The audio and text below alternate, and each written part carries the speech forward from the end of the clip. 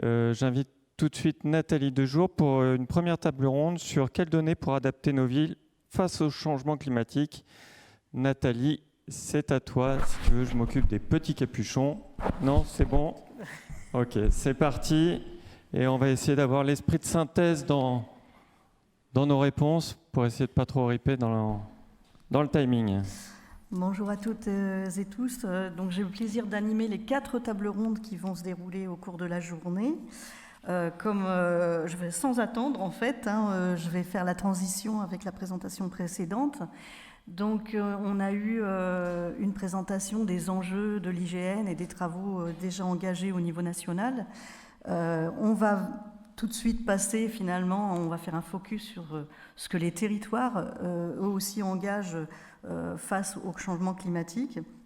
Alors, on va commencer par une première table ronde très transversale, où il va être question de cartographie des îlots de chaleur, de bases de données sur le patrimoine arboré, de biodiversité urbaine, de mobilité douce, de données pour l'amélioration énergétique des bâtiments, de la limitation de l'artificialisation des sols. Donc vous voyez que ce sont des sujets très variés qui touchent à notre cadre de vie. Et donc l'idée, c'est qu'on échange avec les intervenants que je vais appeler tout de suite sur la manière dont on peut articuler les données pour justement travailler sur l'aménagement de notre cadre de vie, l'évolution des espaces publics pour faire face aux défis climatiques. Alors tout de suite, sans tarder, je vais appeler Anthony Angelot, qui est directeur de projet Data IA Statistique à l'équipe Datagora de la métropole de Lyon.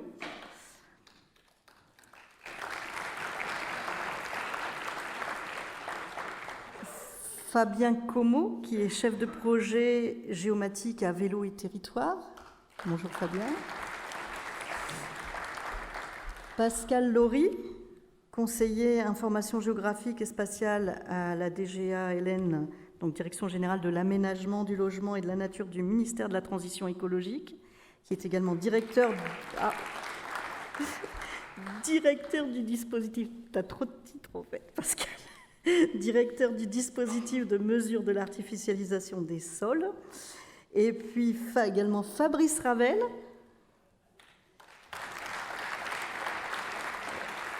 responsable data et système d'information à l'agence d'urbanisme Clermont Massif Central, animateur du club géomatique à la FNAU, et en remplacement de Chloé Talibar, je vais également appeler Domiti Gombert pour le Grand Annecy. Alors je pense qu'on peut faire vraiment un grand applaudissement pour Domiti qui remplace au pied levé Chloé Talibar qui est clouée au fond de son lit pour le Covid. Et donc qui a relevé le défi puisqu'elle a été avertie hier qu'elle intervenait à la table ronde. En plus, c'est vous, Domiti, que je vais faire intervenir en premier, si ça ne vous dérange pas, puisque c'est l'ordre des diapos qu'on a prévu. On va commencer par un premier tour de table, déjà, pour que votre auditoire ait une meilleure connaissance. Peut-être je vais prendre...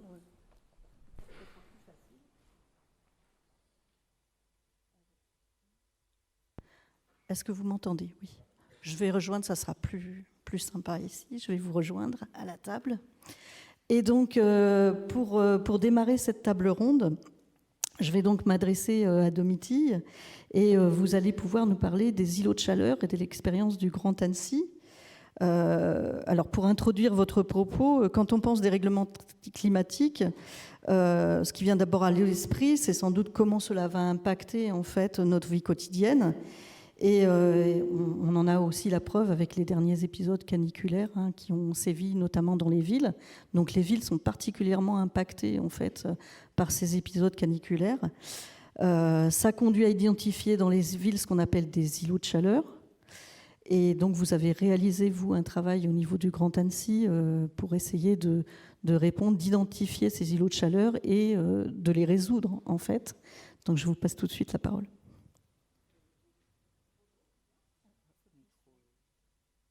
Bonjour. Ouais. c'est mieux en étant allumé. Donc oui, effectivement, nous, au Grand Annecy, on s'est emparé de la problématique îlot de chaleur, puisque, en fait, avec les compétences du Grand Annecy, on a différentes compétences, dont la mobilité, l'aménagement, les personnes âgées et l'environnement. Et comme tout le monde, le Grand Annecy est impacté par des périodes de canicule assez importantes l'été. Donc du coup, il a été demandé par notre service aménagement et la direction de l'environnement une étude qui a été commandée à l'entreprise URBS, qui est une entreprise issue de l'école de mines de Saint-Étienne, de travailler sur un projet pour détecter tous les îlots de chaleur et travailler sur les îlots de chaleur sur l'ensemble de l'agglomération d'Annecy. Donc on peut voir il doit y avoir une slide où on voit les différentes phases de cette étude d'îlot de chaleur. Donc ces données reposent sur plusieurs méthodes, et notamment l'intelligence artificielle et plus précisément l'usage des réseaux de neurones convolutifs. Alors ça, j'avoue que c'est ma collègue qui sait, je ne maîtrise pas. Donc les données produites sont de plusieurs types. Donc déjà, dans un premier temps, comme on peut voir sur l'image 1 et 2, c'est tout ce qui concerne la détection de la végétation.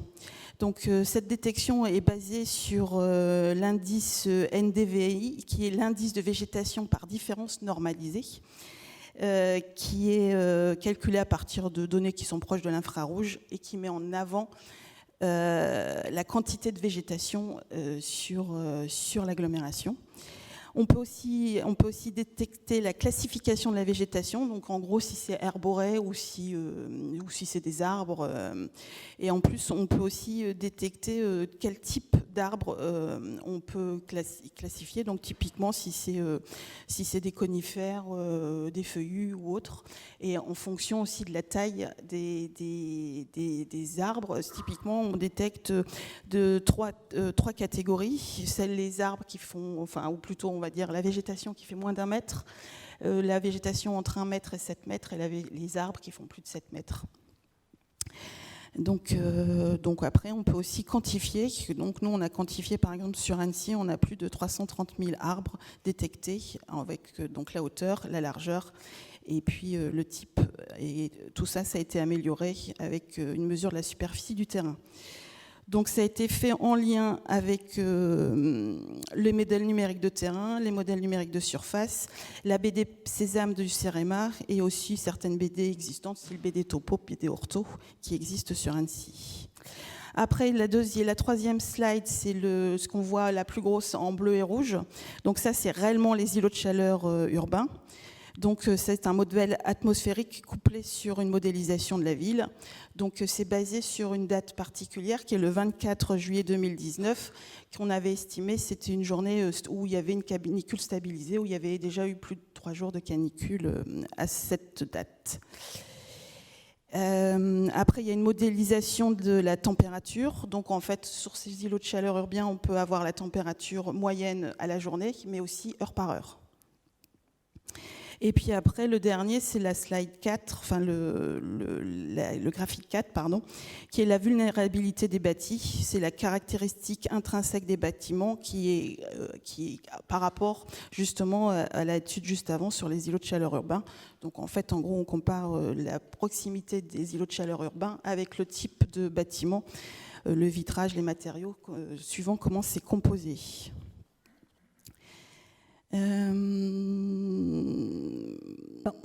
On peut poursuivre si vous voulez, on aura l'occasion de rediscuter.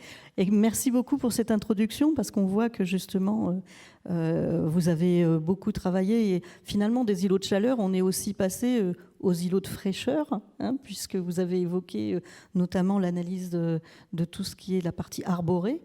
Et c'est donc, ça m'offre une transition tout à fait naturelle, on va dire, puisqu'il est question d'arbres, avec Anthony Angelot, puisque vous, connaître l'implantation des arbres, c'est utile, on voit que c'est utile pour caractériser à la fois les îlots de chaleur et les îlots de fraîcheur.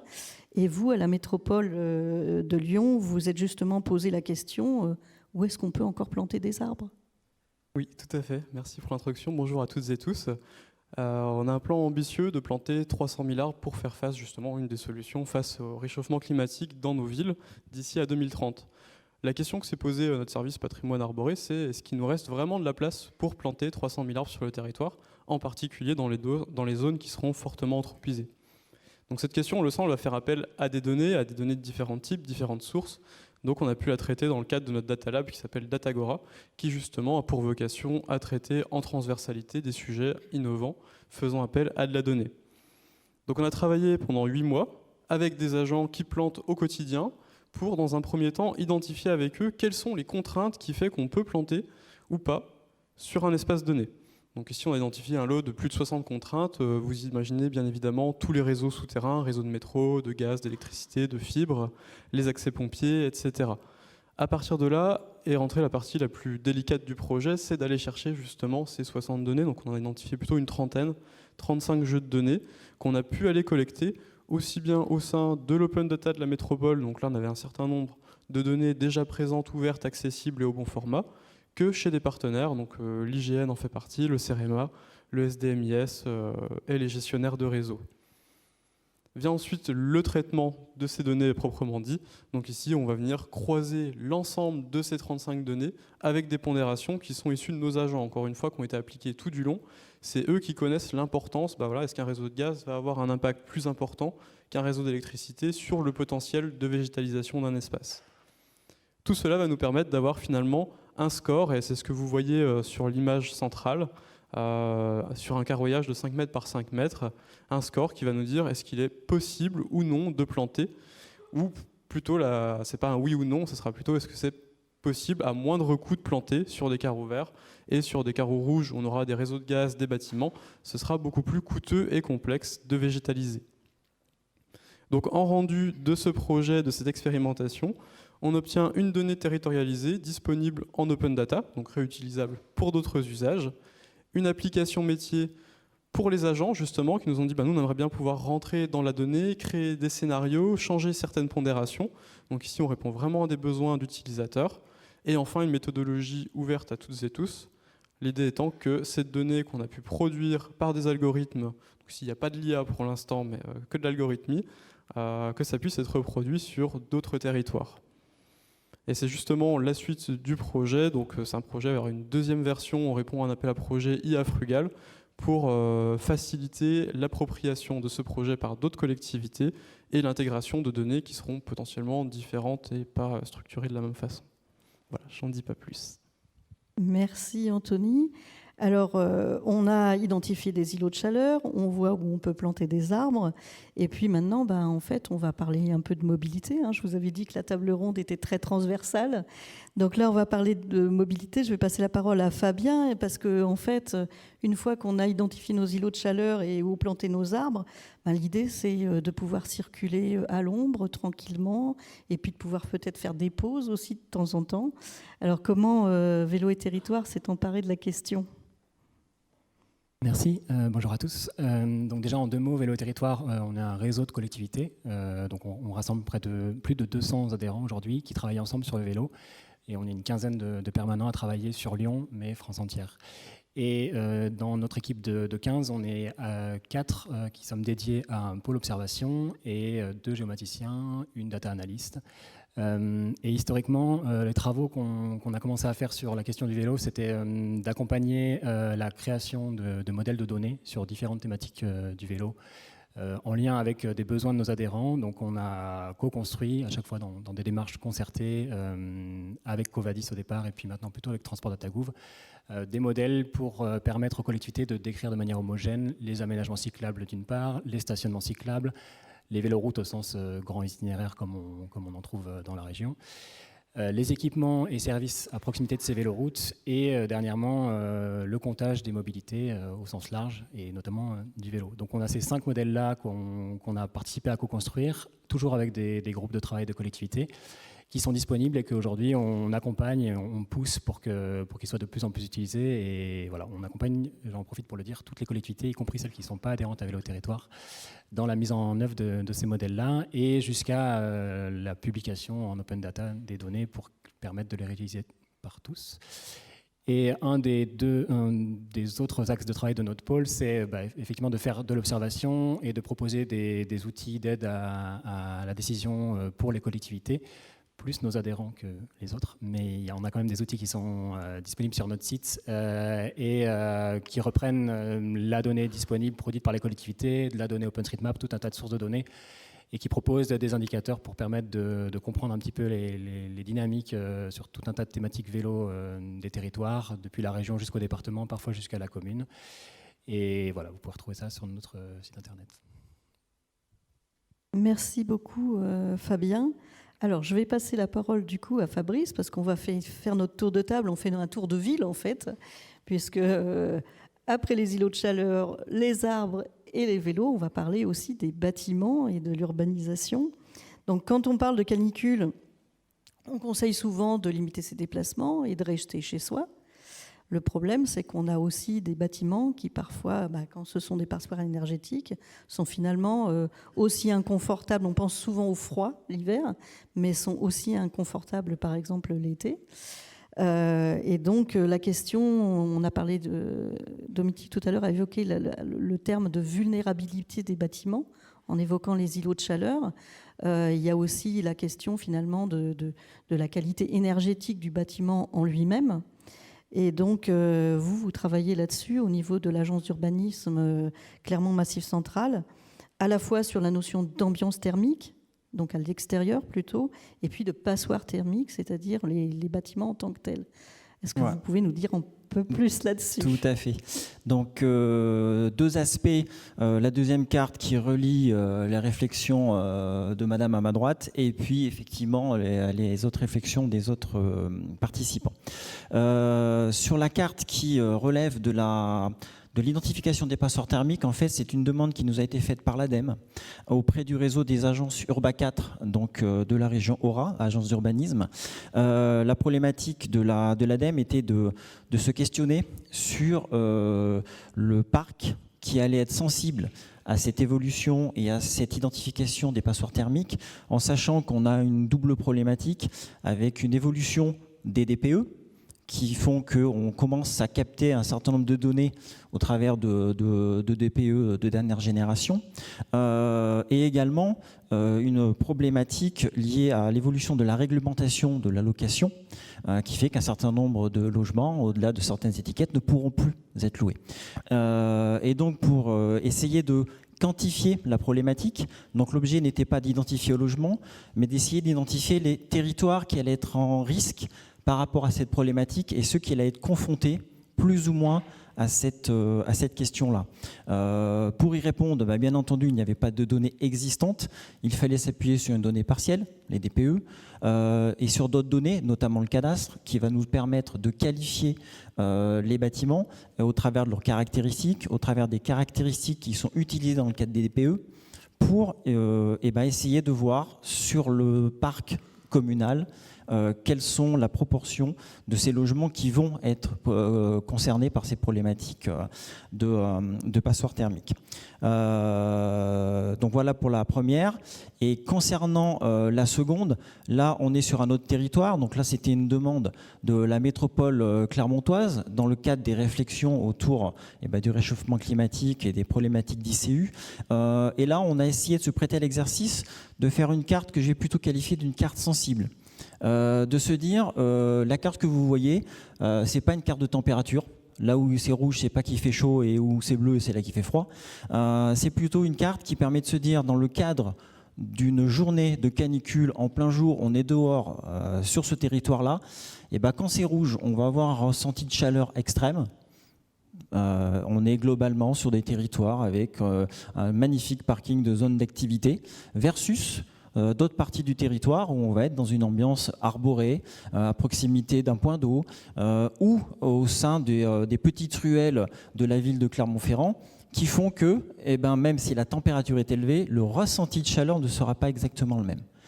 Et pareil, là, on n'avait donc pas à disposition la carte finale, mais on avait un ensemble d'indicateurs à notre disposition, de la donnée infrarouge qui nous a permis de qualifier le couvert végétal, de la donnée bâtie qui nous a permis de calculer des ombrages cumulés sur la journée, et c'est tout ce cumul d'informations qui permet de créer un indicateur et qui permet de dire, à cet endroit-là, j'aurai une ambiance thermique plus agréable que dans un autre endroit. Merci beaucoup.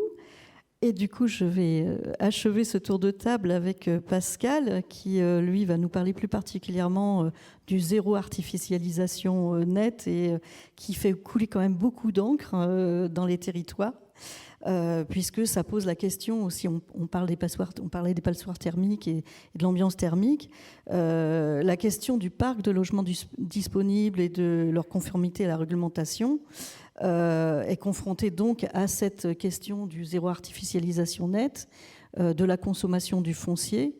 Et donc, comment on va pouvoir résoudre l'équation si on a des difficultés à résoudre, à rénover les logements, mais qu'on ne peut plus construire par ailleurs. Donc, comment ça se passe en fait cette mise en œuvre du ZAN? Bonjour à tous. C'est un peu provocateur hein, comme question. Merci Nathalie. Bonjour à tous. Donc le ZAN, ce n'est pas la fin de la construction, hein. C'est une trajectoire, c'est une dynamique, c'est une opportunité de repenser nos modèles d'aménagement. L'artificialisation, donc c'est un phénomène diffus. Ça représente au jour d'aujourd'hui en surface environ 21 000 hectares par an en France ces dernières années. Soit plus de 3 terrains de football chaque heure, hein, pour prendre une unité de mesure un petit peu plus populaire. Donc nous pourrions dire que c'est peu finalement rapporté au territoire national, mais les impacts sont forts et pour les sols sont souvent irréversibles. Donc il y a donc urgence à agir. Alors les conséquences, les conséquences de l'artificialisation sont de 2 ordres, écologiques et socio-économiques. Donc tout d'abord pour les conséquences écologiques, donc c'est l'érosion de la biodiversité, on en a déjà parlé ce matin, l'aggravation du risque d'inondation par ruissellement, donc on a le cas dramatique en ce moment des inondations dans le Pas-de-Calais. Il y a eu d'ailleurs plusieurs voies pour pointer du doigt le fait que l'artificialisation des sols n'était pas totalement étrangère à ce qui se passait actuellement dans le Pas-de-Calais.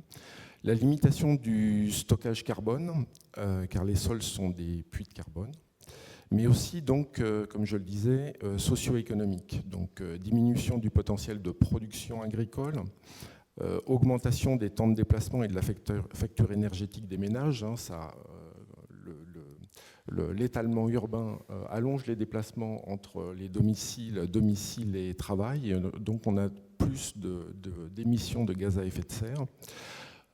Coût des nouveaux aménagements publics et dévitalisation des territoires en déprise. Donc le ZAN apporte des réponses à ces différents mots que j'ai pu citer. Alors, il y a eu la loi climat et résilience donc en 2021 qui a introduit une définition de l'artificialisation des sols qui était très attendue, et puis des décrets d'application donc qui sont parus en avril 2022 et puis plus récemment donc en novembre 2023 qui ont précisé la nomenclature des surfaces qui doivent être considérées comme artificialisées et celles qui doivent être considérées comme non artificialisées. Alors, qu'est-ce qui est qualifié de surface artificialisée? Donc, ce sont les sols qui sont imperméabilisés en raison du bâti ou d'un revêtement, soit stabilisés, soit compactés. Et chose qui a fait un petit peu plus débat, notamment au niveau parlementaire, donc c'est le fait que des surfaces végétalisées, herbacées, mais qui sont à usage résidentiel, donc on peut penser à tout ce qui est pavillonnaire, à usage tertiaire, mais aussi à usage d'infrastructures, notamment de transport, qui sont considérées comme artificialisées. Alors, à contrario, les surfaces qui sont considérées comme non artificialisées sont les surfaces naturelles, soit les surfaces soit végétalisées, constituant un habitat naturel, soit à usage de culture. Donc, y compris l'agriculture urbaine, d'ailleurs, et les surfaces boisées ou arbustives dans l'espace urbain. On parlait tout à l'heure d'îlots de fraîcheur. Alors, je rappelle que cette nomenclature, en fait, ne s'applique qu'à partir de 2031. Donc, on a le temps de mettre en place nos outils de mesure d'ici là, mais il faut s'y pencher dès maintenant. La période qui va de 2021 à 2031, les objectifs sont sur la réduction de la consommation d'espace. Alors, l'artificialisation des sols, ce n'est pas simple à identifier ni à mesurer. C'est la raison pour laquelle, pour piloter cette politique publique, donc la DGALN a mis en place un outil de mesure depuis 2018, un dispositif de mesure qui soit fiable, précis et homogène sur le territoire national et permettant de donner des indications d'évolution de l'artificialisation des sols. Parce que ce qui est important, c'est de mesurer les flux entre deux dates, plus que de mesurer l'état de l'artificialisation à une date donnée. Et donc la DGALN a mandaté l'IGN et le CEREMA, notamment pour mettre en place la base de données que l'on voit sur la diapo que vous avez à l'écran, donc l'occupation du sol à grande échelle, l'OCSGE, qui a ces deux dimensions, donc couverture et usage, et qui permettent d'identifier donc les surfaces artificialisées versus non artificialisées. Merci Pascal. Alors on va passer à la deuxième partie de cette table ronde, maintenant que le cadre est bien posé et que vous savez sur quel projet intervient chacun des intervenants. Et je vous propose qu'on fasse un petit zoom sur le cycle de vie des données, en fait, puisque les uns comme les autres, vous êtes amenés donc à gérer de la donnée. On parlera peut-être aussi un peu de notion d'observatoire un petit peu plus tard, puisque c'est quelque chose qui revient. On parle de suivi plutôt que de faire des photographies à un instant T, mais d'essayer de suivre dans le temps, en fait, l'évolution des territoires. Donc aujourd'hui, on a dans cette assemblée un public de géomaticiens, de data managers, de data scientists. Finalement, dans vos projets, on a vu aussi que vous utilisez de l'intelligence artificielle. On en parle beaucoup, il en a déjà été question dans l'introduction. Mais il y a aussi l'intelligence humaine. Ça aussi, en préparant la table ronde, on l'a évoqué, que l'intelligence artificielle, ça ne faisait pas tout. Il y avait aussi des bons gestionnaires de données, que ça, c'était important. Et donc, la question que je vous pose un peu à la cantonade, et puis chacun pourra prendre la parole comme il le souhaite, est-ce que vous avez rencontré des difficultés pour collecter, structurer, traiter vos données ? Et ces difficultés, est-ce qu'elles sont plutôt d'ordre technique ou d'ordre organisationnel ? Alors, je vois Fabrice qui sourit. Alors, Fabien, Fabrice ? Je commence sur la donnée vélo. Tout à l'heure, j'ai parlé de 5 modèles de données. Je vais plutôt parler là des données véloroute qui sont la donnée sur les 5 pour laquelle on participe à la production à Vélo Territoire. Au moyen d'une enquête annuelle, donc c'est les territoires qui nous envoient leurs données au format du standard dont je parlais tout à l'heure ou pas, et c'est très souvent dans un autre format qu'on va recevoir ces données. Ça peut être dans des formats de données propres à la collectivité, ou pour les collectivités les plus petites, ça peut être des captures d'écran, de plans, des photos de post-it, ça peut être des appels téléphoniques. Donc on a vraiment une multitude de formes de données qu'il va falloir qu'on arrive à remettre, nous, dans le format du géostandard. Et ça, c'est une des premières difficultés qu'on peut avoir, c'est l'interprétation de ces données-là. Donc pour ça, on se donne quand même des moyens. On est 2 à travailler uniquement là-dessus pendant un bon gros mois de l'année. Et ça demande donc une multitude de retours, d'allers-retours avec les collectivités dès lors qu'on a des questions sur les données qui nous ont été transmises. Ça, c'est une première difficulté qu'on peut rencontrer. Et puis, on remarque aussi, c'est une enquête qu'on mène depuis une quinzaine d'années maintenant, on remarque qu'on est obligé un petit peu d'adapter notre enquête parce qu'il y a une quinzaine d'années, on avait souvent des départements qui faisaient ce travail d'enquête eux-mêmes au sein de leur territoire et qui arrivaient à rassembler toute la donnée des véloroutes sur leur territoire. Et nous, on faisait une sorte d'agrégation nationale. Et on remarque de plus en plus que les départements ont des difficultés eux-mêmes à faire ce travail-là, ou se donnent plus ces moyens-là, ou peut-être que la donnée est peut-être dispersée auprès de trop d'intervenants, de PCI, de communes dans leur propre territoire. Et donc dans le temps, on constate qu'on est un petit peu obligé de nous-mêmes redescendre un petit peu d'échelle et donc de multiplier les producteurs de données potentiels et donc les formats de données potentiels. Et donc finalement, le volume de travail est... Sur un schéma national des véloroutes qui augmente pas beaucoup en termes de kilomètres, le travail de mise à jour des données annuelles a tendance un petit peu à augmenter de ce fait-là. C'est un peu les difficultés qu'on rencontre aujourd'hui. Et Fabrice, ce que je voyais. Ouais, je poursuis. Pour apporter des pistes de réponse à votre question, je vais faire une petite divergence sur des réflexions aussi qu'on a eues au niveau de la FNO quand on s'est posé la question de qu'est-ce que c'est qu'un SIG. En l'occurrence, si on se focalise sur le thème qui nous intéresse tout de suite, donc des données qui vont être relatives à des problématiques globalement climatiques, environnementales, on est sur des concepts qui sont connus depuis des dizaines d'années. Par contre, les problématiques, on est en train de s'y confronter de plus en plus, donc on touche du doigt la problématique et on se rend compte qu'on a besoin d'informations, mais qu'on n'a pas la donnée sur étagère, ou très peu. Résultat, comment on fait pour gérer cette problématique de données ?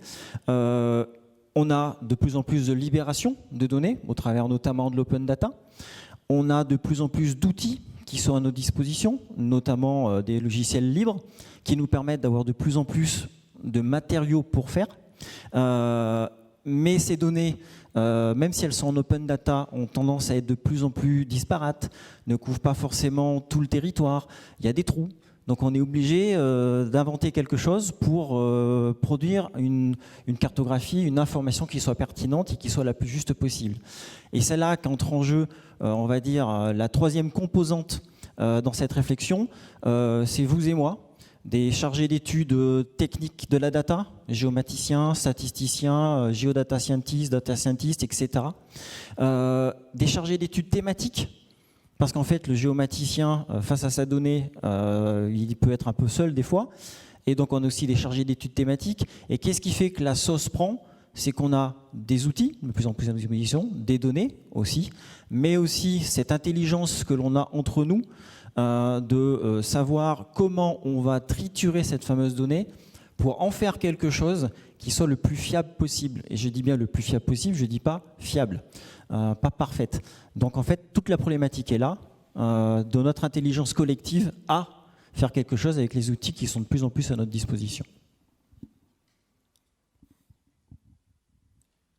Je vais rebondir sur ce que tu disais, Fabrice, avec l'intelligence collective et l'open data. On l'a cité plusieurs fois, qui est un élément nécessaire mais pas suffisant. Parce que derrière l'open data, effectivement, c'est d'avoir des standards qui sont posés entre les collectivités pour avoir une reproductibilité ensuite, ou pour des acteurs supra-territoriaux de pouvoir collecter et agréger ces données.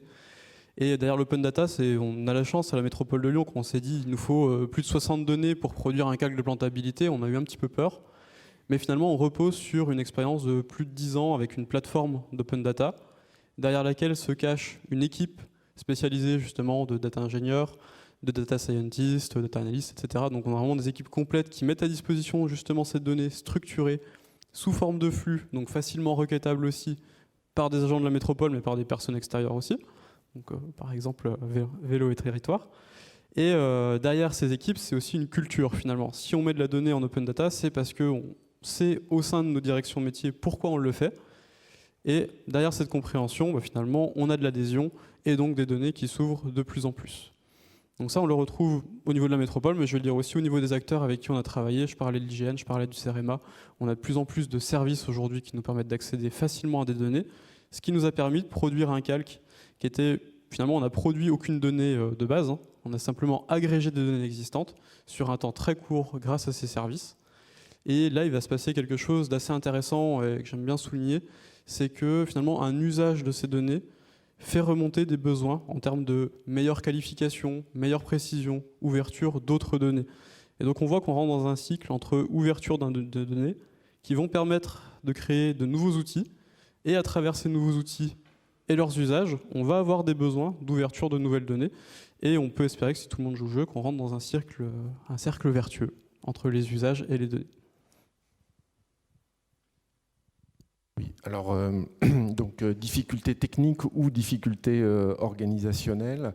Alors je vais en citer deux. Donc d'abord une difficulté technique. Alors c'est plus l'IGN que la DGALN qui a rencontré les difficultés techniques pour mettre au point l'OCSGE, mais la DGALN aussi était au premier chef concerné par ricochet.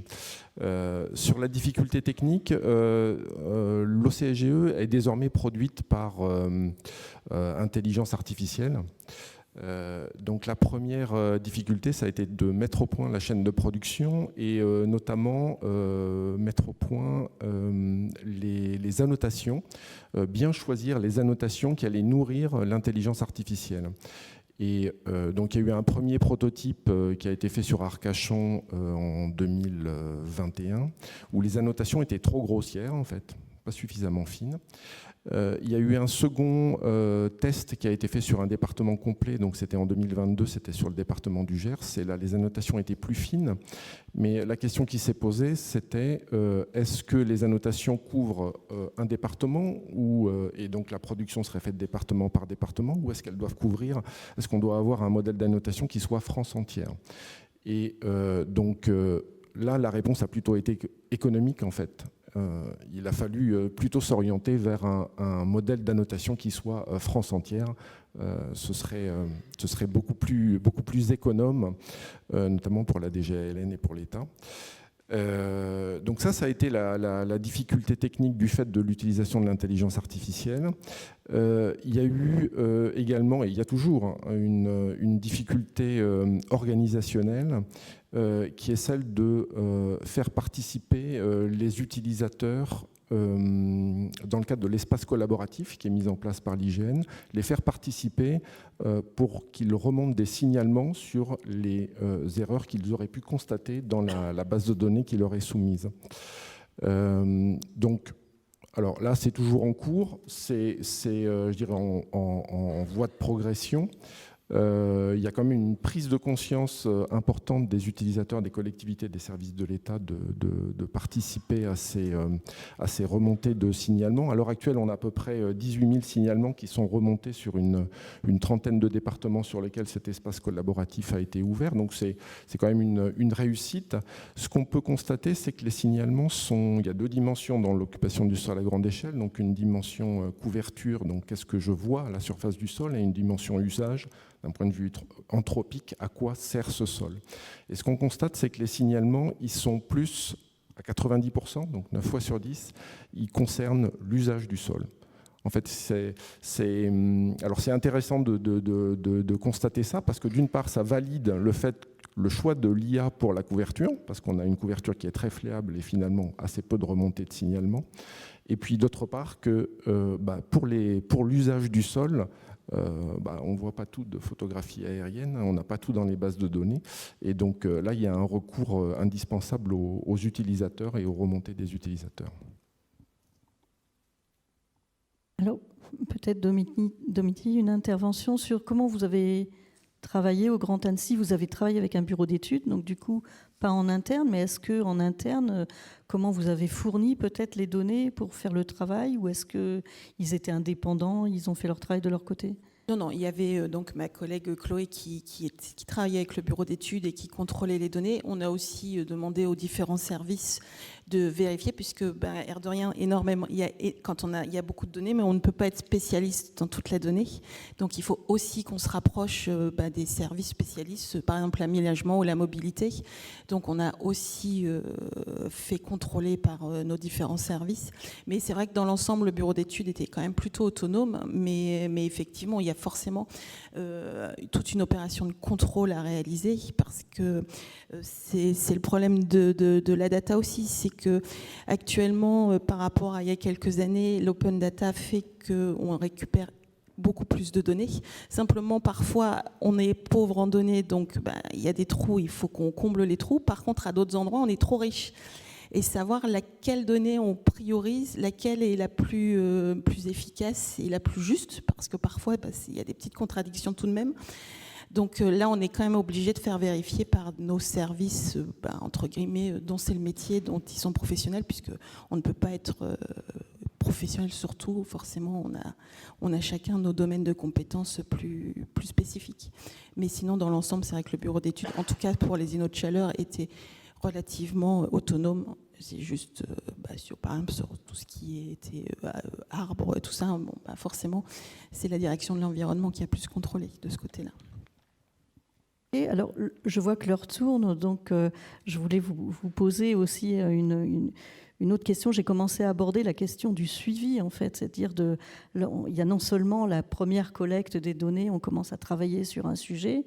On voit d'ailleurs à ce titre que l'open data joue un fort rôle, mais qu'il y a une nécessité de structurer la donnée. Il y a quand même, donc ce que je disais tout à l'heure, pour synthétiser, c'est qu'on a besoin de cette intelligence collective pour arriver à avoir des données à peu près fiables, comme dit Fabrice, qui sont susceptibles aussi d'alimenter l'IA, parce qu'en fait, finalement, l'IA, elle fait ce qu'on lui demande aussi, enfin, même si elle apprend, en fait, à un moment, il faut quand même l'alimenter, il faut quand même lui donner à manger pour qu'elle puisse apprendre.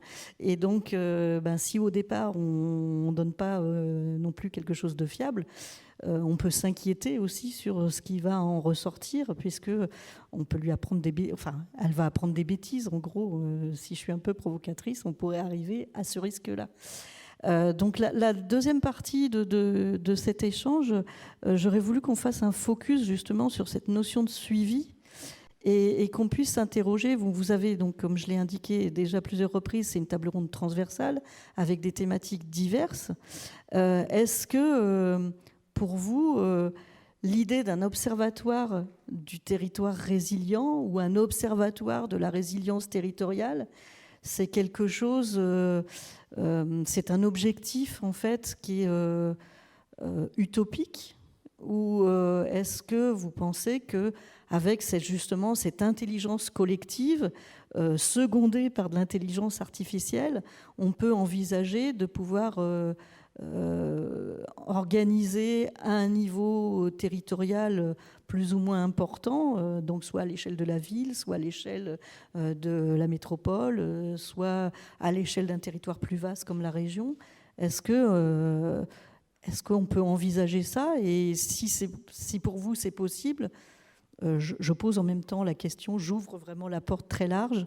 Pour vous, qu'est-ce que des infrastructures de données géographiques comme le CREG ou comme la géoplateforme au niveau national peuvent jouer pour accompagner cette dynamique de mise en œuvre d'observatoires? La question pas facile. Ouais. Alors, de toute façon, on a besoin de partenaires. Hein. Sans partenaires, de toute façon, on va pas. La donnée existe à certains endroits, donc on la récupère. Donc effectivement, on a besoin du CREG.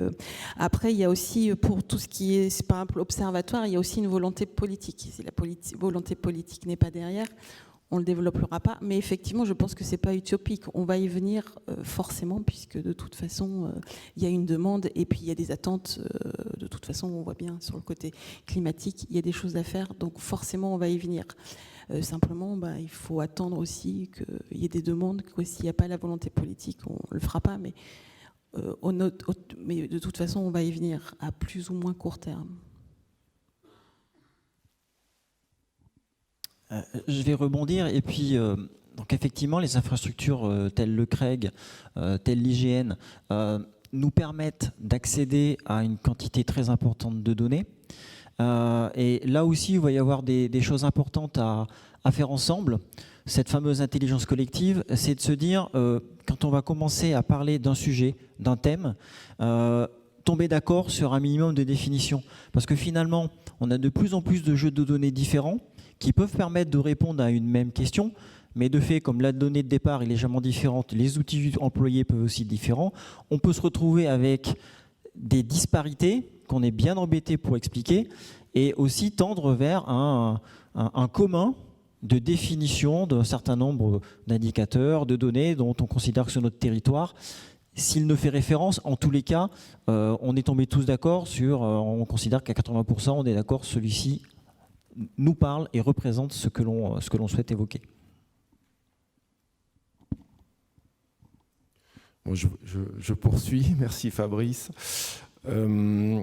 Oui, alors bon, les observatoires en fait, il y en a, ils sont multiples en fait. Hein. Le portail de l'artificialisation des sols, c'est déjà un observatoire, mais il y en a d'autres au niveau national et puis il y en a d'autres au niveau territorial également. Et je pense que c'est très bien qu'il y ait une multitude d'observatoires.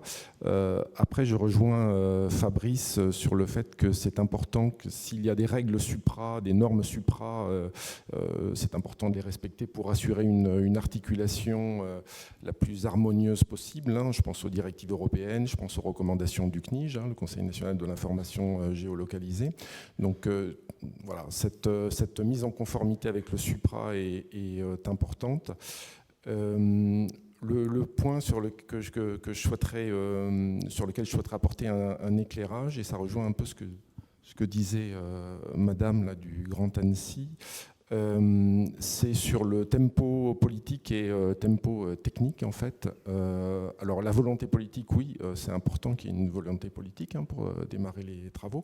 Donc l'Observatoire de l'artificialisation des sols, en fait, il a démarré en 2018 suite à la parution du plan biodiversité.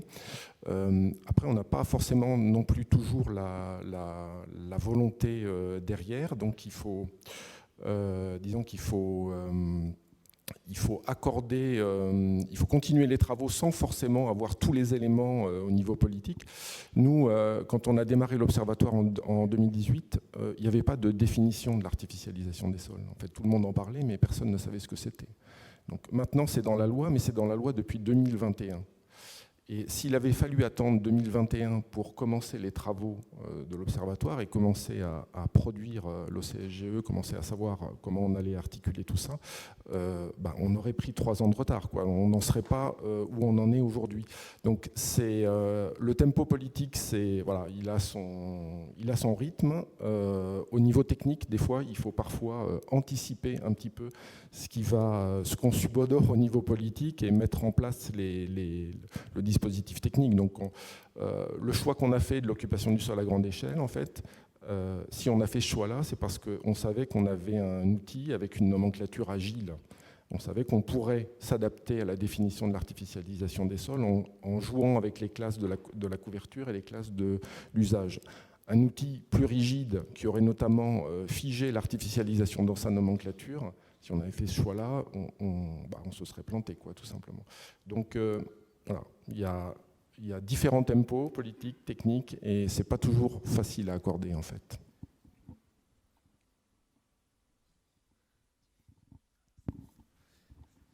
Pour continuer le tour de table, se pose la question de l'échelle territoriale, tu le disais. Sur l'échelle des EPCI, a priori, ça sera effectivement les volontés politiques et techniques qui vont faire que ça avance ou pas. Ici se pose plutôt la question de l'échelle régionale, a priori. On est là pour ça. Donc cet observatoire, il semble hautement souhaitable. On le voit aujourd'hui, on partage des projets qui ont été menés à différentes échelles par différentes collectivités. Et on sent qu'on a envie de les reproduire, ces projets. Enfin, ce qui a été fait à Annecy, pourquoi pas le pas faire à Lyon ou à Clermont ou à Grenoble, par exemple. Et aujourd'hui, plutôt que de repayer, finalement, de refaire les développements, de reproduire toutes les données, il y a un véritable enjeu, je pense, à se partager, on l'a dit, des standards de données pour que justement cette reproductibilité soit plus facile, se partager des méthodologies, des usages aussi, qu'on va développer chacun au sein de nos collectivités, qui sont finalement chacun des petits laboratoires d'usage des données. Et l'Observatoire, pour moi, pourrait avoir ce rôle de mutualisation, avec un rôle c'est un acteur, on n'a pas d'acteur aujourd'hui qui nous permettent de faire cette mutualisation, de faire cet essaimage des projets qui sont menés à des échelles locales pour qu'ils puissent être reproduits à d'autres endroits. Donc je trouve qu'il y a vraiment ce rôle de dissémination des standards de la donnée, des méthodes des usages et des algorithmes qui sont produits, le tout bien sûr de manière ouverte et transparente. Alors, Frédéric me fait signe que le maître du temps parle par petits signes, qu'on avance dans le temps. Je vais peut-être laisser à Fabien un petit mot de conclusion. Est-ce qu'on a le temps quand même de prendre 1 ou 2 questions ou... Oui, c'est quand même possible. 2 questions et je serai intransigeant. Donc, alors... Est-ce que vous voulez juste réagir sur l'Observatoire et puis Oui, non, mais rapidement, effectivement, dire que, en fait, en étant en contact des collectivités adhérentes, on ressent en tout cas un besoin des territoires d'avoir de l'information déjà un peu prédigérée et facile à interpréter, et d'avoir de l'information qui permette de se comparer entre elles et de suivre les évolutions de soi-même et des autres dans le temps, et c'est des choses auxquelles on réfléchit. Et nous, on est souvent en contact de plus en plus depuis l'année dernière là, avec des régions qui se posent des questions sur la mise en place d'observatoires à l'échelle régionale, donc plus l'entité région, sur la mobilité au sens large, mais voilà, et nous, on est tout à fait prêts à collaborer à ça. Merci. Alors du coup, 1 ou 2 questions, Frédéric, on a le droit ? Une question. C'est bon, ok. Alors, qui veut prendre la première question? C'est toujours la plus difficile. Vous avez, comme on est dans la salle de l'Assemblée régionale, si vous voulez prendre la parole, on ne fait pas circuler le métro. Le métro. Lapsus, hein. C'est la mobilité, c'est ça. On ne fait pas circuler le micro. Vous pouvez appuyer et prendre la parole avec le micro qui est devant vous. Est-ce qu'il y a des questions?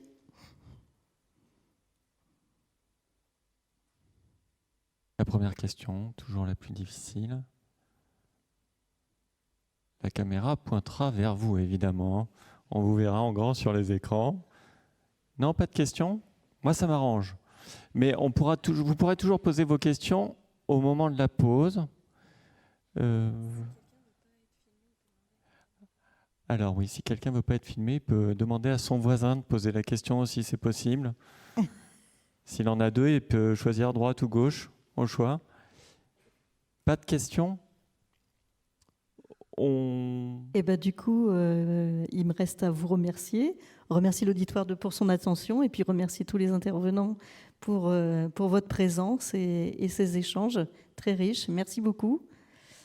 Et puis, à tout à l'heure.